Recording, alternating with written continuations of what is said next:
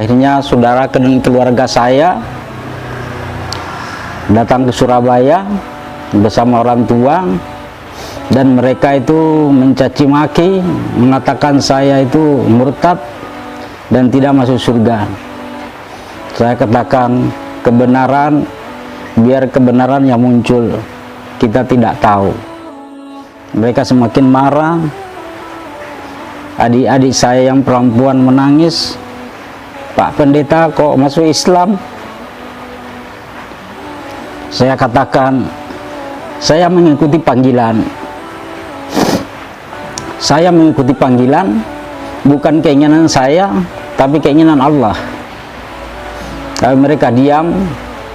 Kesempatan kepada Bapak untuk bertanya kepada saya tentang bagaimana saya masuk Islam agar menjadi suatu kebaikan bagi umat Islam untuk membawa keimanannya agar lebih baik lagi.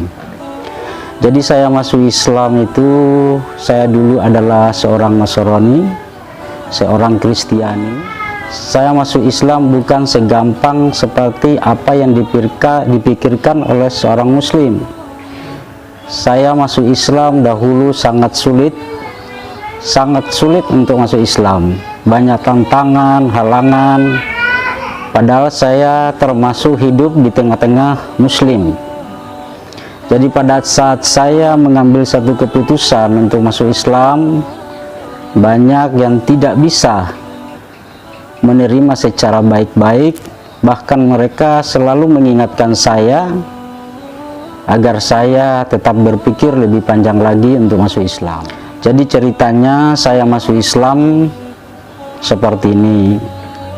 Jadi saya masuk Islam bukan diajak oleh siapa-siapa, bukan diajak oleh keluarga, dari keluarga wanita, ataupun tidak pernah diajak oleh sahabat atau teman. Tapi saya masuk Islam itu karena selama 5 malam saya didatangi oleh, kalau orang Islam katakan itu gaib, jadi barang yang tidak kelihatan oleh mata jasmani.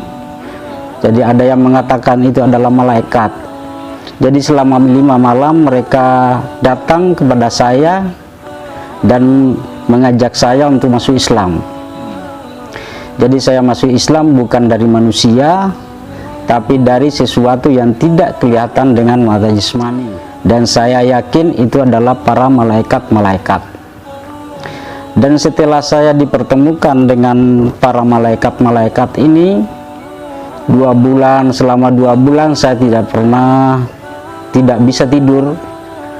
Selama 2 bulan tidak bisa tidur karena merasa saya ini adalah seorang Kristen. Saya adalah pelayan gereja, bahkan saya di gereja itu sebagai leadership maupun penginjilan di mana-mana. Bahkan kita itu dulu pendiri tempat ibadah di seluruh ruko-ruko di Surabaya. Dan saya juga berasal dari keluarga pendeta, mulai dari kakek saya, bapak saya, dan kami saudara keluarga besar kami adalah pelayan-pelayan gereja, banyak yang jadi pendeta.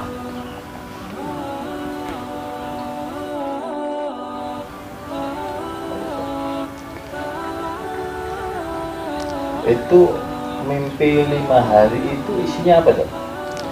Jadi mimpi 5 hari itu sebetulnya setengah tidur ya, bukan mimpi.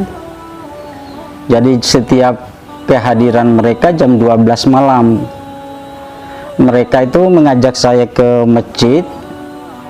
Dan di masjid itu setiap anak tangga, masjid itu anak tangganya 7. Jadi 7 anak tangga ini ada yang berdiri setiap tangga. Dan saya melihat di masjid itu penuh dengan wanita yang berpakaian putih. Wanita yang berpakaian putih penuh di dalam masjid. Saya ditarik sama malaikat ini untuk masuk, tapi saya tidak mau, sehingga saya pulang. Namun sebulan kemudian saya bermimpi, saya dibawa ke suatu pulau. Pulaunya sangat kecil, tapi saya tidak mau, sehingga saya lompat dari laut itu, lompat dari perahu, terjun ke laut. Lalu saya tidak bisa berenang dalam mimpi itu. Lalu ada seorang yang memakai serban putih mengangkat saya dari laut itu dan dibawa ke darat. Dan pesannya dari orang yang memakai baju putih itu, serban putih itu, berjanji pada saya bahwa dia akan menjemput saya kembali untuk meneruskan perjalanan. Lalu saya melihat setelah orang tua yang pakai serban ini pergi, saya melihat ke belakang, ternyata ada anak-anak saya dan istri saya sudah ada di situ, berada di pinggiran air sungai yang begitu jernih. Lalu saya bangun di pagi hari, saya langsung ngomong sama istri saya, saya harus masuk Islam. Tapi istri saya tidak percaya, karena saya di gereja itu sangat aktif, jadi tidak percaya keluarga. Bahkan anak saya katakan, "Bapak mau masuk Islam." Anak saya juga tidak percaya. Enggak mungkin Bapak masuk Islam, Bapak seperti itu mau masuk Islam. Soalnya anak saya tahu, dulu saya itu, anak saya pacaran sama Islam itu pun saya injak-injak, tidak boleh. Jadi mereka tahu bahwa saya tidak mungkin masuk Islam. Nah setelah itu, karena semua nggak percaya, jadi malam berikutnya saya udah nggak bisa tidur itu. Gak bisa tidur, selalu kepingin masuk Islam. Saya bilang lagi sama istri saya, jam 12 malam saya bangunin, saya ini mau masuk Islam sungguhan. Alah, nggak percaya, udah sana tidur. Tapi saya tetap nggak bisa tidur, bangunin istri saya, sungguhan ini saya mau masuk Islam. Nggak percaya, Islam itu apa gampang langsung masuk Islam? Iya, pokoknya saya masuk Islam. Nah setelah udah pagi, anak saya yang kuliah di Unmu keluar dari kamar, lalu saya katakan, "Bapak harus masuk Islam." Ah, Bapak nggak percaya. Bapak mau tanya, "Kamu mau ndak masuk Islam?" "Saya suka Pak." "Ya udah, kita masuk Islam semua." Nah sehingga ngambil satu keputusan, kami mau masuk Islam. Lalu sudah beredar di lingkungan saya itu mau masuk Islam. Tapi ada sebagian selalu mereka itu mengingatkan saya, datang ke sini, datang ke rumah mengingatkan saya, "Faris, kamu kalau mau masuk Islam harus dipikir dulu 7 kali. Jangan langsung ngambil keputusan masuk Islam." Saya katakan ya. Lalu ada lagi yang mengatakan, "Faris, kalau masuk Islam harus dipikir 3 kali. Oh iya, saya sudah pikirkan itu. Nah setelah itu ada keluarga dari istri saya berjanji untuk memualafkan setelah dia naik haji, pulang dari naik haji.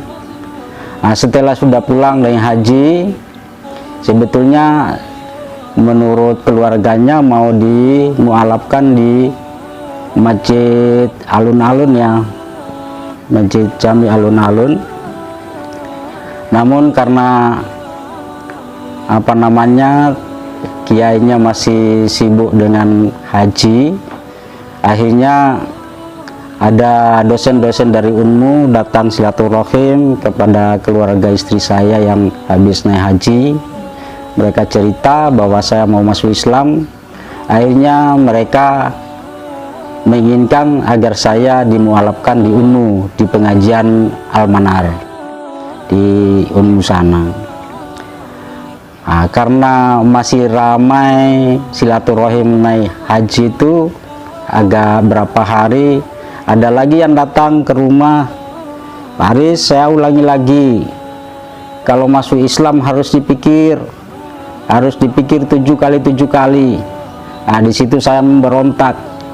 Saya ini hati saya sudah nggak kuat untuk masuk Islam. Kenapa kok selalu dipengaruhi, selalu suruh mikir. Akhirnya saya katakan kepada orang itu, memang apa kamu itu menghalangi saya untuk masuk Islam? Pada akhirnya dia katakan, oh enggak Pak Haris, enggak, sumpah enggak, ini saya cuma mengetes kamu. Saya itu setelah itu sakit, akhirnya saudara istri saya yang naik haji itu datang ke rumah. Kenapa kamu sakit? Saya ini mau masuk Islam kok sulit sekali. Kenapa kok masuk Islam sangat sulit? Ya udah kalau gitu langsung aja kita mualafkan di Unmu. Akhirnya sudah janjian untuk dimualafkan di Unmu. Akhirnya bulan November 2015 saya dan keluarga dimualafkan di sana. Ya, yang terakhir anak saya yang di Taiwan. Jadi dimualafkan di sana itu disaksikan oleh petinggi-petinggi Islam di sini bersama dengan bupati yang ada di tempat ini, Bupati Ponorogo. Jadi kami dimualafkan di situ.